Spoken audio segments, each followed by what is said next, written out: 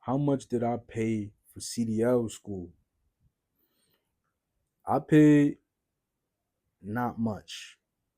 I didn't go to your $8,000 or $5,000 CDL school, and I wasn't given a grant. I had to pay out of pocket. I was given certain grants. I was given opportunities for certain grants, but they was like, "Oh, you got to get your. We'll pay for your CDLB, and after a year you work in the CDLB, then we'll give you another course, and we'll pay for your CDLA."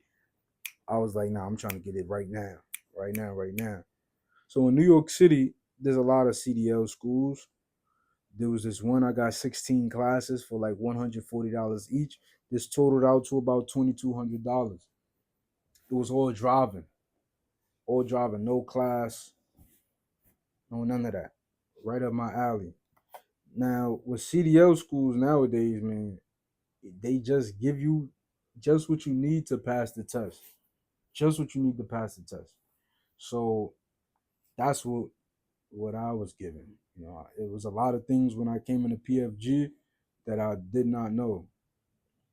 A lot of things I did not know. Almost PFG almost worked like a school for me, to be honest with you. That was like I got my CDL from these guys, yeah, which allowed me to qualify to be hired, but then I had a lot to learn. You know, it was a lot that I didn't know came the driving test. Keep it a stack with y'all. I didn't know how to couple. Driving inspector didn't teach me how to couple. Taught me post pre-trip inspection and driving, reversing, and driving, and how to use the manual.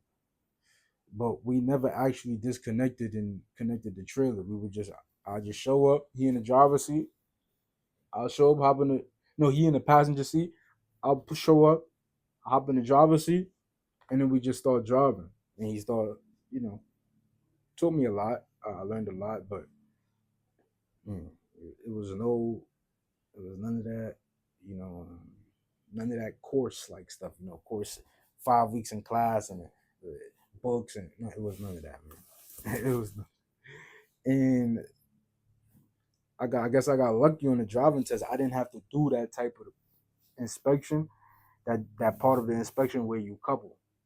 I just did like part A, yeah, part A I did, and that was about it. And then I got to the driving, passed the test first try.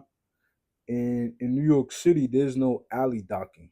There's no alley docking inside the driving test.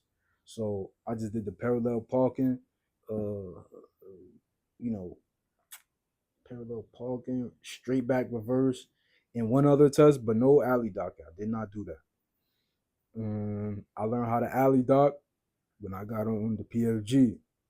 I was an entry level employee, so I had 2 weeks to do the dock to driver program, in which I'm in the yard docking trailers for 2 weeks.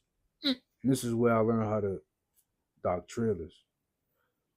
Um, Now, way ahead of that, but I sort of looked at sometimes the driving school would do the bare minimum and leave the job to teach you the rest.